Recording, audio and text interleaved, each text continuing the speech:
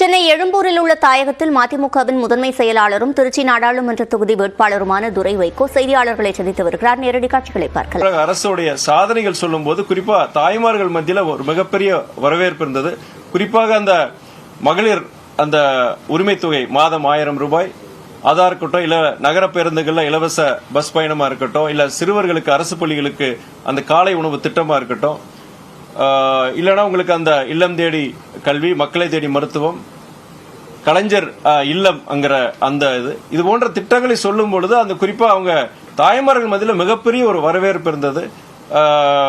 அதுதான் எங்களுக்கு நம்பிக்கையா இருந்தது.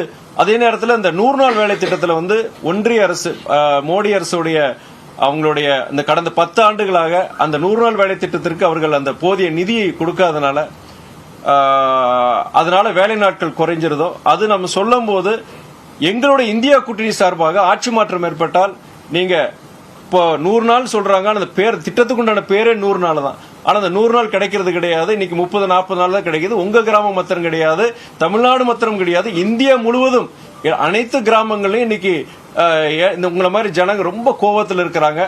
ஆட்சி மாற்றம் ஏற்படும் பொழுது சகோதரர் ராகுல் காந்தி அந்த பிரதமர் அந்த பதவியை ஏற்கும் பொழுது இந்த 30-40 நாள் கிடையாது, 100 நாள் கிடையாது, 150 நாட்கள் உங்களுக்கு வேலை கிடைக்கும். உங்களுக்கு அந்த 100 நாள் திட்டத்துக்கு சம்பளம் 400 உயர்த்தப்படும் சொல்லும் போது ஜனங்க மத்தியில் ஒரு மிகப்பெரிய ஒரு இதை பார்த்தேன். அதே நேரத்தில் இந்த கடந்த 10 ஆண்டுகளாக இந்த 100 நாள் வேலை திட்டம் முழுமையாக நமக்கு கிடைக்கலன்னு சொல்ற அந்த கோபம் பொறுத்த வரைக்கும் அந்த கிராம மக்களிடம் இருந்தது. அது விளக்கி சொல்லும் போது இதுக்கு முழு பொறுப்பு யாருன்னா மாநில அரசு கிடையாது, மத்திய அரசு, ஒன்றிய அரசு, மோடி அரசு தான் இதுக்கு காரணம் சொல்லி அதை விலைக்கு சொல்லும் போது அந்த ஜனங்க எஸ்பெஷலி நம்மளுடைய தாய்மார்கள் மத்தியில் அந்த கோபம் நல்லாவே தெரிஞ்சது. சிரமமே கிடையாது, சின்னத்தை நம்ம கொண்டு வேண்டிய அவசியமே கிடையாது. ஏன்னா எல்லா வீடுகள்லயும் தீப்பெட்டிங்கிறது இருக்கு. நீங்க அடுப்பு உணவு தயாரிக்கிறது, அடுப்பு பத்த வைக்கிறதா இருக்கட்டும், இல்ல விளக்கேற்றுறதா இருக்கட்டும், இல்ல ஆரத்தி எடுக்கிறதா இருக்கட்டும், எல்லாத்தையும் சாதாரண எல்லாரும் எளிய மனிதர்கள் பயன்படுத்தக்கூடிய ஒரு பொருள் தான் அந்த தீப்பெட்டி.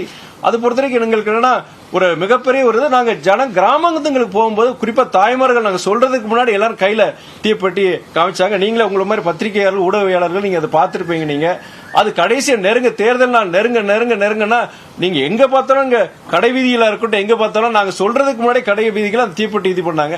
அது ரொம்ப எங்க கட்சிக்காரங்களும் சரி, இங்க கூட்டணியை சார்ந்த இந்தியா கூட்டணியை சார்ந்த அனைத்து நிர்வாகிகள் தொண்டர்கள் மத்தியிலும் பொறுத்த வரைக்கும் அது அந்த நம்பிக்கை கடைசி அந்த ஒரு வாரத்துக்கு மிகப்பெரிய ஒரு நம்பிக்கை எங்களுக்கு கொடுத்துச்சு.